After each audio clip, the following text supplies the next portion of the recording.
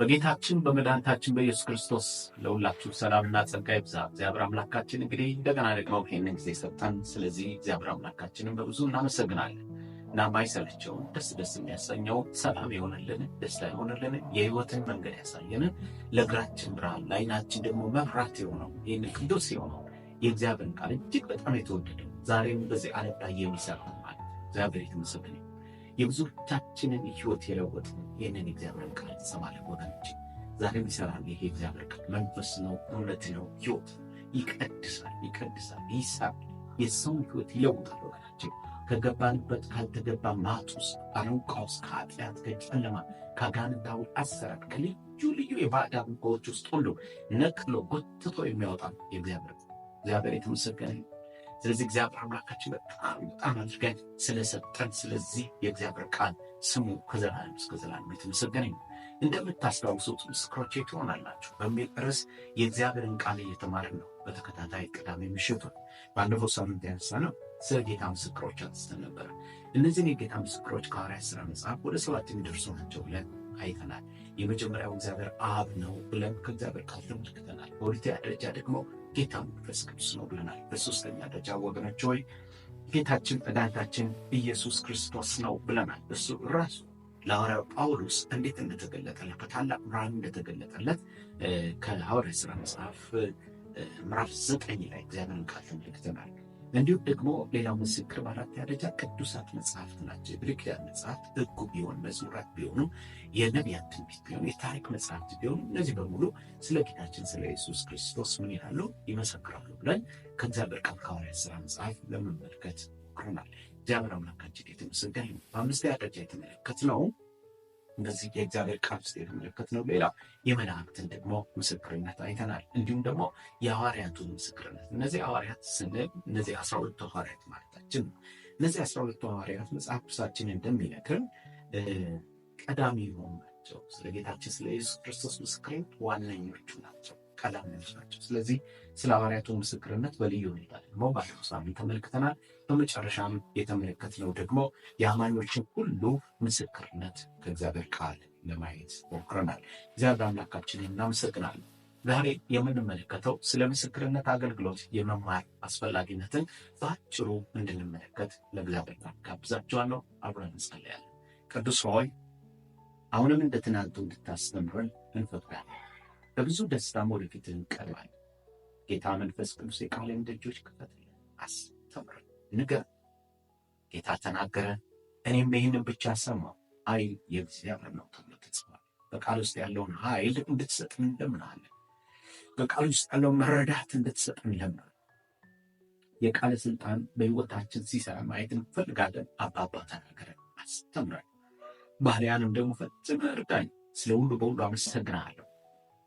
ጨለማው ይገፈፍ፣ አውሬው ይመታ፣ ሌባው ይቃጠል። በዚህ ሰዓት በስውርና በግልጽ የሚሰሩ አጋንንታዊ አሰራሮች ሁሉ የፈረሱ ይሁን።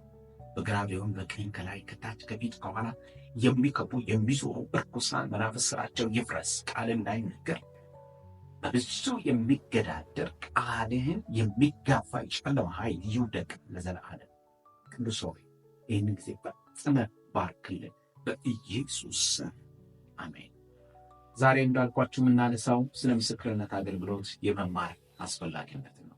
በዚህ ውስጥ 3 ነጥቦችን ከሐዋርያት ሥራ መጽሐፍ እንድንመለከት ጋብዛችኋለሁ። ዛሬ እግዚአብሔር አምላካችን የተመሰገነ ይሁን። ስለ ምስክርነት አገልግሎት መማር አስፈላጊ ነው ወይ? መሰልጠን አስፈላጊ ነው። መረዳት አስፈላጊ ነው። ማጥናት አስፈላጊ ነው ወይ? ስለ ምስክርነት አገልግሎት ማንበብ አስፈላጊ። ምናልባት ይህንን ጥያቄ የምንጠይቅ ሰዎች ሊኖሩ እንችላለን። ነገር ግን እንደ እግዚአብሔር ቃል በምንመለከትበት ጊዜ እጅግ በጣም አስፈላጊ ነው ወገኖች። ካልተማረን፣ ቃሉን ካላወቀን፣ በቃሉ ካልተሞላ የምንመሰክርበት ኃይል ሊኖር አይችልም። የምንመሰክርበትን ስልጣን ልንረዳ አንችልም።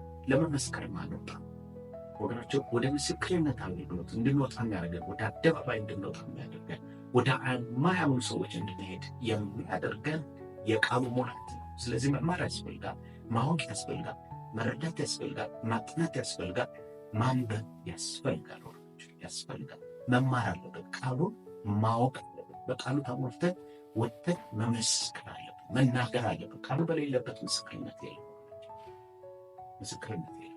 የምስክርነትን አገልግሎት አስፈላጊነቱን እንደሚገባ አድርገን ከእግዚአብሔር ቃል ጋር ከእግዚአብሔር ቃል የማንረዳ ከሆነ የማናውቀው ያላጠናን ከሆነ ያላነበብን ከሆነ ያልተረዳን ከሆነ ወገኖች ቃሉ በውስጣችን ከሌለ በፍጹም ብንመሰክር ፍሬያማ መሆን አንችልም። ምን እንደምንመሰክርም አናውቅም።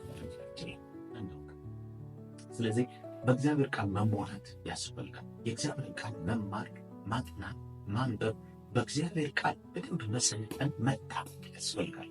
መጣበቅ ያስፈልጋል። ስለዚህ የሐዋርያት ሥራ መጽሐፍ በምናጠናበት ጊዜ የሚያስታጥቀን መጽሐፍ ነው። በምስክርነት አገልግሎት የሐዋርያት ሥራ መጽሐፍ በዋናነት ወገኖቼ ያስታጥቀናል። እግዚአብሔር ይመስገን። ብዙ ከሆነው ከእግዚአብሔር ቃል ጥቂቱን ነው እኔ ዛሬ በዚህ ምሽት የምነግራችሁ።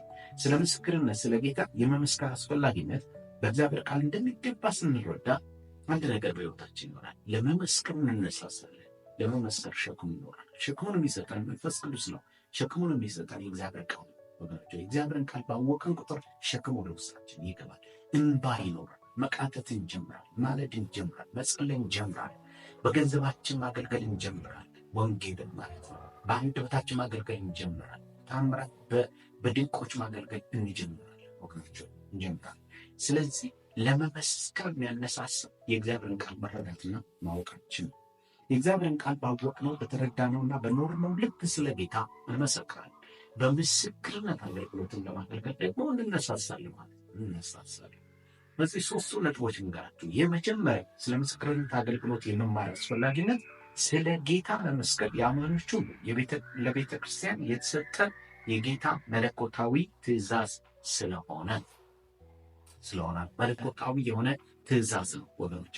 ለዚህ ነው መማር የሚያስፈልገን። ለዚህ ነው ማወቅ መረዳት የሚያስፈልገን። ለዚህ ነው ማንበብ ማጥናት መሰልጠን የሚያስፈልገን። ለዚህ ነው ወገኖቼ። ለዚህ ነው መጽሐፍ እንደዚህ ይላል። ሐዋርያት ሥራ መጽሐፍ ምዕራፍ 1 ቁጥር 8 ነገር ግን መንፈስ ቅዱስ በእናንተ ላይ በወረደ ጊዜ ኃይልን ትቀበላላችሁ፣ በኢየሩሳሌም በይሁዳም ሁሉ በሰማርያም እስከ ምድር ዳርም ድረስ ምስክሮቼ ትሆናላችሁ አለ ብሎ መጽሐፍ ቅዱሳችን ይናገራል።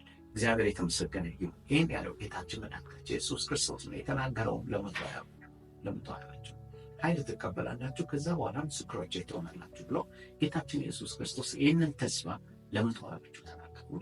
ሁለት ተስፋዎችን ታያላችሁ። አንዱ የመንፈስ ቅዱስ የመውረድን ተስፋ መናገሩ ነበር። በሁለተኛ ደረጃ ያ የመንፈስ ቅዱስ ኃይል በሚወርድባቸው ጊዜ የጌታ ኢየሱስ ክርስቶስ ምስክሮች እንደሚሆኑ ደግሞ እንደነገራቸው እናያለን። በእንግዲህ በዚህ የጌታ ንግግር ውስጥ የጌታ መለኮታዊ ትእዛዝ እንመለከታለን ማለት ነው። ይሄ መለኮታዊ ትእዛዝ ለመቶ ሀያዎቹ እንዴት እንደተገለጠ ነው ይህ የእግዚአብሔር ቃል የሚያስተምረን፣ የሐዋርያት ሥራ መጽሐፍ የሚያስተምረን። ሌላ እግዚአብሔር ቃል ጨምርላችሁ የሐዋርያት ሥራ መጽሐፍ ቁጥር 43 እንደዚህ ይላል፣ ለሕዝብም እንድንሰብክና በሕያዋንና በሙታን ሊፈርድ በእግዚአብሔር የተወሰነ እርሱ እንደሆነ እንመሰክር ዘንድ አዘዘን ብሎ መጽሐፍ ቅዱስ ይናገራል። ይሄ አሁን በግልጽ የሚናገር የመጽሐፍ ቅዱስ ብሎ አዘዘን። ጌታችን ኢየሱስ ክርስቶስ አዘዘ። ምን እንድናደርግ? እንድንሰብክ፣ በሕያዋንና በሙታን ሊፈርድ በእግዚአብሔር የተወሰነ እርሱ እንደሆነ ጌታችን ኢየሱስ ክርስቶስ እንደሆነ እንመሰክር ዘንድ ምን አደረገን ይላል? አዘዘን ብሎ መጽሐፍ ቅዱሳችን ይናገራል። ስለዚህ የመማር አስፈላጊነቱን ከመለኮታዊ ትእዛዝ አንጻር ልናይና ልንመለከት ይገባናል ማለት ነው። እንግዲህ ጌታ ኢየሱስ ክርስቶስ ይህንን ትእዛዝ የሰጠው ጌታችን ኢየሱስ ክርስቶስ ከመሞቱ በፊት ነው፣ ከትንሣኤውም በኋላ ነው ይህን ትእዛዝ ሰጥቷቸው ለደቀ መዛሙርቱ የምንመለከተው። የማቴዎስ ወንጌል መጽሐፍ ምዕራፍ 28 ከ18 እስከ ጌታን ቃል ስናነብ እንደዚህ ይላል፣ ኢየሱስም ደቀ መዛሙርቱ ወዳሉበት ቀርቦ እንዲህ አላቸው፣ ስልጣን ሁሉ በሰማይና በምድር ተሰጥቶኛል። ስለዚህ ሂዱና ሕዝቦችን ሁሉ ሂዱና፣ ወዴት ነው የሚሄዱት? ወደ ሕዝቦች ሁሉ ነው የሚሄዱት። ይህ ወንጌል እንግዲህ ለሁሉ ያስፈልጋል። ለታናናሾች፣ ለታላላቆች፣ ለሀብታሞች፣ ለድሆች፣ ለተማሩ፣ ላልተማሩ፣ አዋቂ ነን ለሚሉ ወገኖች፣ ለሊቆች፣ ለሊቀ ሊቃውንት ያስፈልጋል። ለሃይማኖት መሪዎች፣ ለሁላችን፣ ለባለስልጣናት፣ ለሁሉ ያስፈልጋል ወገኖች ይህ ወንጌል። ምክንያቱም ጌታችን ኢየሱስ ክርስቶስ ይህንን ስልጣን ለቤተክርስቲያን በሚሰጥበት ጊዜ ያለው ምንድን ነው? ወደ ሕዝቦች ሁሉ ሂዱ ነው ያለው። ወደ ዓለም ሁሉ ሂዱ ነው ያለው መጽሐፍ ቅዱሳችን ሲናገር። ከዛም እንዲህ ይላል፣ በአብ በወልድና በመንፈስ ቅዱስ ስም እያጠመቃችኋቸው ደቀ መዛሙርት አድርጓቸው፣ ያዘዝኋቸውን ሁሉ እንዲጠብቁ አስተምሯቸው፣ እኔም እስከ ዓለም ፍጻሜ ድረስ ሁል ጊዜ ከእናንተ ጋር ነኝ። በዚህ የእግዚአብሔር ቃል ሶስት ዋነኛ ነገሮችን ታያላችሁ እንድንሄድ የሚያደርግ፣ ይህን አገልግሎት እንድንፈጽም የሚያደርግ፣ ይህንን አገልግሎት እንድንታዘዝ የሚያደርግ፣ ስለ ጌታ ስለ ኢየሱስ ክርስቶስ ስለሞቱ ትንሣኤው እንድንናገር የሚያደርግ ሶስት ነገሮችን እንመለከታለን። የመጀመሪያ የምታዩት ወገኖች ለቤተ ክርስቲያን የተሰጠውን ስልጣን ጌታችን ኢየሱስ ክርስቶስ ለአማኞች ሁሉ የሰጠውን ስልጣን በመጀመሪያ ደረጃ የምንመለከተው በሰማይና በምድር ምን ተሰጠኛል? ስልጣን ተሰጥቶኛል። ለዚህ ወንጌል አገልግሎት በምንሄድበት ጊዜ ለጌታችን ለኢየሱስ ክርስቶስ ከተሰጠው መለኮታዊ ስልጣን አንጻር ነው የምንሄደው እና በዚህ ስልጣን ነው የምንሄደው። ስለዚህ ለቤተ ክርስቲያን ወንጌልን የምታገለግልበት ስለ ክርስቶስ የምትመሰክርበት ስልጣን ተሰጥቷታል። የመጀመሪያ። ሁለተኛው ኃይል ተሰጥቶናል። ቅድም ባነበብኩላችሁ ሐዋርያት ሥራ መጽሐፍ ምዕራፍ 1 ቁጥር 8 ላይ እንደምንመለከተው የመንፈስ ቅዱስ ኃይል በእናንተ ላይ ነው። መንፈስ ቅዱስ ይፈስባቸዋል፣ መንፈስ ቅዱስ ይወርድባቸዋል፣ በመንፈስ ቅዱስ ትጠመቃላችሁ፣ ከዛስ ምስክሮቼ ትሆናላችሁ። ስለዚህ ወገኖቹ በዚህ ስልጣን በተሰጠው ስልጣን ውስጥ የመንፈስ ቅዱስን ኃይል ደግሞ እንመለከታለን። ስለዚህ ቤተክርስቲያን ስትሄድ አማኞች ስንሄድ የምንሄደው ወገኖቹ ኃይል ተቀብለን ኃይል ተሰጥቶናል። በዚህ መረዳት ነው ለወንጌል አገልግሎት፣ በዚህ መረዳት ነው የምንመሰክረው፣ በዚህ መረዳት ነው ወገኖቹ፣ በዚህ ስልጣን ነው፣ በዚህ ኃይል ነው፣ በዚህ እግዚአብሔር ቃል ነው የምንወጣው ማለት ነው። በሶስተኛ ደረጃ የተሰጣት ለቤተክርስቲያን ተስፋ ነው። ይህን አገልግሎት ትፈጽመው ዘንድ ይህን አገልግሎት ትታዘዘው ዘንድ ወገኖች ሌላው የተሰጣት ለቤተክርስቲያን ተስፋ ነው። ይህም ተስፋ ደግሞ ምን የሚል ነው? ይህን በምታደርጉበት ጊዜ ምን ወደ ዓለም በምትሄዱበት፣ ወንጌል በምትሰብኩበት፣ ሰዎች በሚድኑበት፣ አምታችሁ ደቀ መዝሙር በምታደርጉበት፣ በምታጥምቁበት ጊዜ ሁሉ እኔ ከእናንተ ጋር እስከ ዓለም ፍጻሜ እኔ ከእናንተ ጋር። ስለዚህ ለወንጌል አገልግሎት በምንሄድበት ጊዜ ወገኖቼ ስልጣን እንደተሰጠን፣ ኃይል እንደተሰጠን፣ ተስፋም እንደተሰጠን አምነን ነው የምንወጣው ማለት ነው። ይህ ሲገባ ለወንጌል አገልግሎት እናሳሳለን። ይህን ሲገባ ይህን ስንረዳ ስለ ጌታ ስለ ኢየሱስ ክርስቶስ ያለ ፍርሃት በድፍረት በሙሉ ልባችንን እንመሰክራለን ማለት ነው። እግዚአብሔር አምላካችን ስሙ ለዘላለም የተባረከና የተመሰገነ ይሁን።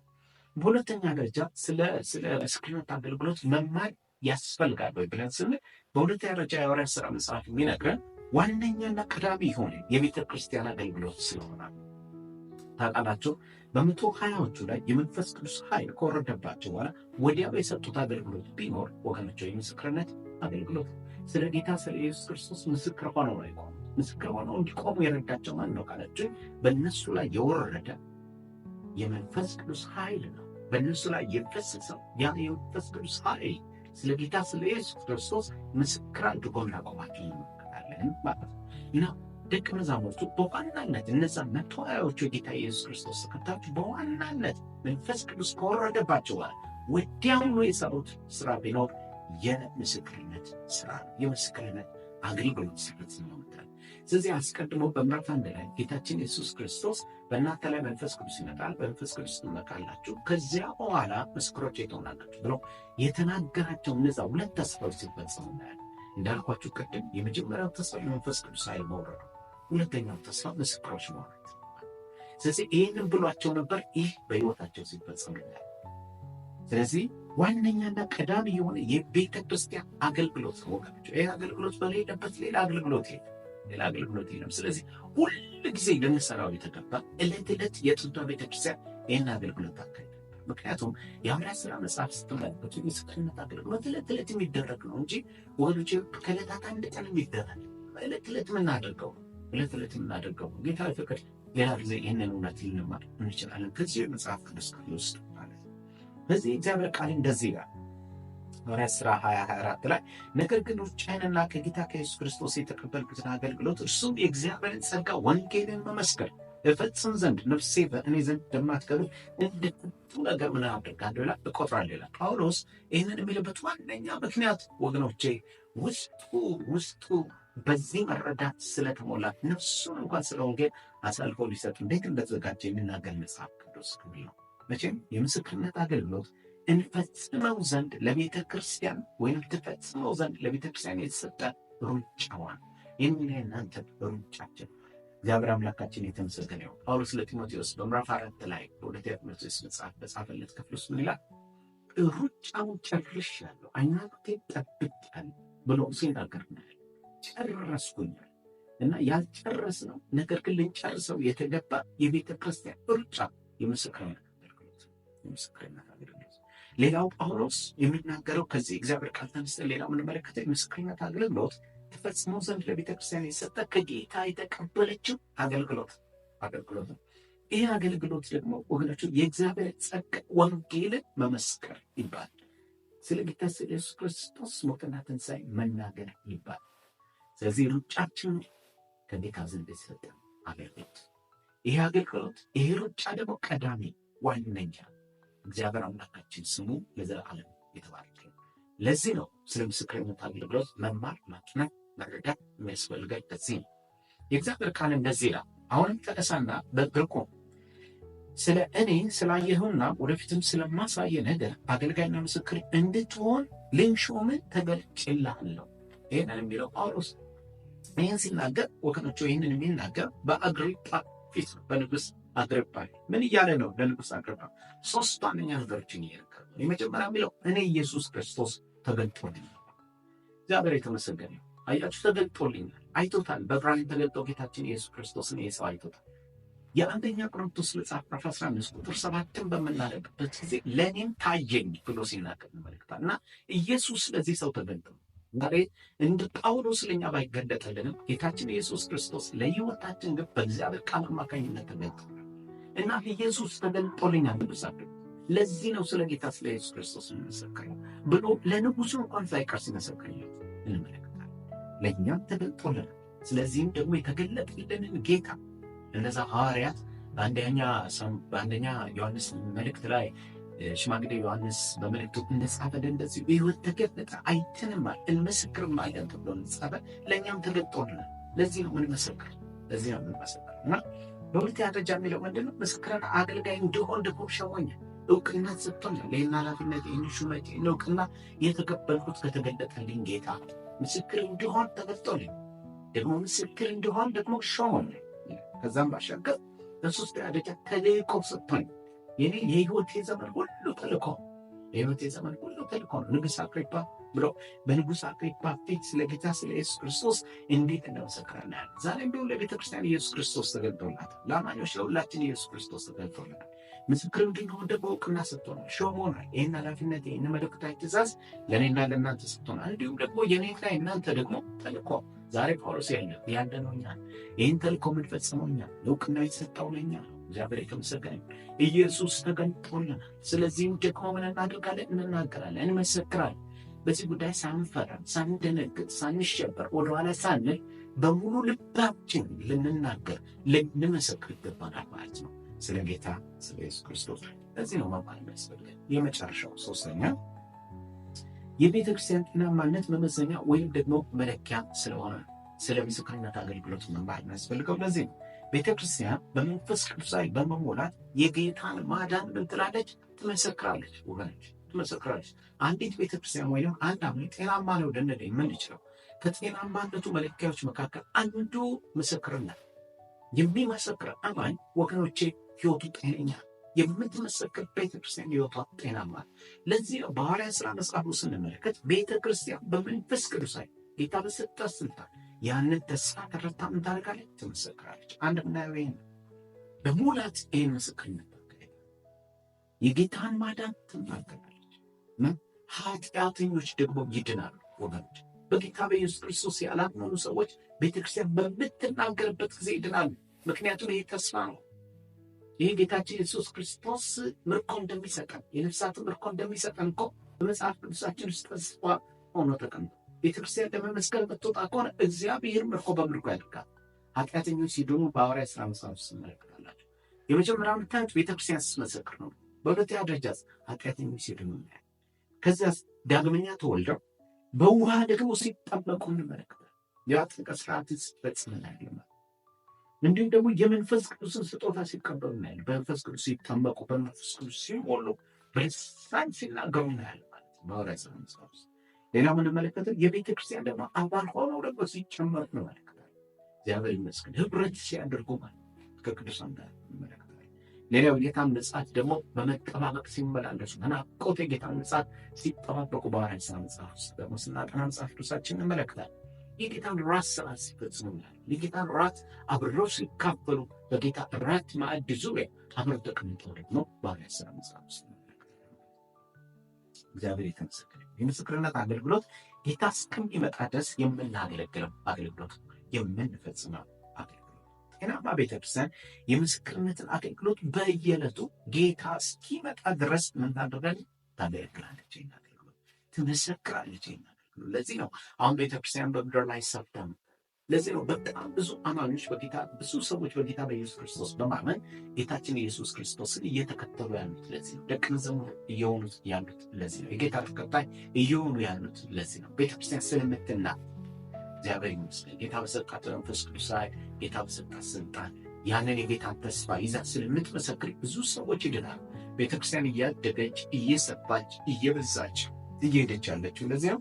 ደግሞም ይህ ምስክርነት በመንፈስ ቅዱስ ኃይል በፈጸመች ቁጥር ቤተክርስቲያን እያደገች እንደምትሄድ ደግሞ ይህ ጥርጥር የለውም፣ በእግዚአብሔር ቃል ውስጥ የተጻፈ ስለሆነ። ጤናማ ቤተክርስቲያን ወገኖቼ በመንፈስ ቅዱስ ኃይል ትመሰክራለች።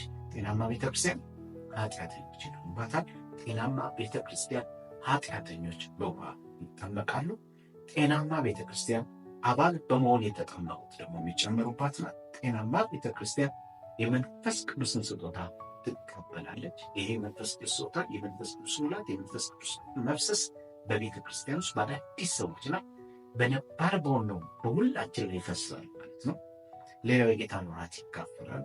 ጤናማ ቤተክርስቲያን ውስጥ የጌታን ዳግም ምጽአት በናፍቆት መጠባበቅ ደግሞ እንመለከታለን። ስለዚህ ወገኖች ስለ ምስክርነት አገልግሎት የመማር አስፈላጊነቱን በዋናነት ደግሞ በዚህ መልኩ ልንመለከት ይገባናል ማለት ነው። እግዚአብሔር አምላካችን የተመሰገነ። ምክንያቱም የአንዲት ቤተክርስቲያን ወይም ደግሞ የአንድ አማኝ የህይወቱ ጤናማነት መለኪያ በዚህ ሲሆን በመጨረሻ እግዚአብሔርን ቃል አንብቤ እንጸልያለን። ሐዋርያት ሥራ ምዕራፍ 2 ቁጥር 39 እስከ 42 አሁን የነገርኳችሁን እነዚህን ሀሳቦች ይሄ ቃል ጥሩ አድርጎ ያኖርልናል። እንዲህ የተስፋው ቃል ለእናንተና ለልጆቻችሁ ጌታ አምላካችንን ወደ እርሱ ለሚጠራቸው በሩቅ ላሉ ሁሉ ነው አላቸው ካለ በኋላ በብዙ ሌላ ቃል መሰከረና ከዚህ ጠማማ ትውልድ ዳኑ ብሎ መከራቸው። ቃሉንም የተቀበሉ ተጠመቁ። በዚያን ቀን 3,000 የሚያህል ነፍስ ተጨመሩ ብለው መጽሐፍ ቅዱሳችን ያስተምረናል። ስለ ምስክርነት አገልግሎት መማር ለምን ያስፈልጋል ብለን ስንል የመጀመሪያው ነገር ለቤተ ክርስቲያን ለአማኞቹ የተሰጠን ትእዛዝ ስለሆነ፣ በሁለተኛ ደረጃ የሐዋርያት ሥራ መጽሐፍ እንደሚያስተምረን ዋነኛና ቀዳሚ የቤተ ክርስቲያን አገልግሎት ስለሆነ፣ በሶስተኛ ደረጃ የአንዲት ጤናማ ቤተ ክርስቲያን የአንድ ጤናማ አማኝ መለኪያና መመዘኛ ስለሆነ ምስክሮቼ ትሆናላችሁ አለ። እንጸልያለን። ቅዱስ ሆይ እናመሰግናለን። ለተወደደው ስለ ቅዱስ ቃል ተመስገን። የሰጠንን ኃይል የሰጠንን ስልጣን የገባህልንን ተስፋ አስበን ጌታ ኢየሱስ በብዙ ስላንተ እንድንመሰክር እንድንናገር እንድትረዳን እንጸልያለን። ቅዱስ ሆይ ይህንን ቅዱስ ቃልን የሰሙ አማኞች ለምስክርነት እንዲነቃቁ ጸልያለሁ። ይህንን የእግዚአብሔር ቃል የሚሰሙ አዳዲስ ሰዎች በክርስቶስ ኢየሱስ በማመን ወደ እግዚአብሔር መንግሥት እንዲጨመሩ ጸልያለሁ። እግዚአብሔር ሆይ ስለተወደደው ቃል ተመስገን። እናመሰግናለን፣ እናከብራለን። ጥቂት ጊዜያችን ይባርክ። ከእኛ ጋር አሁን በኢየሱስ ስም አሜን።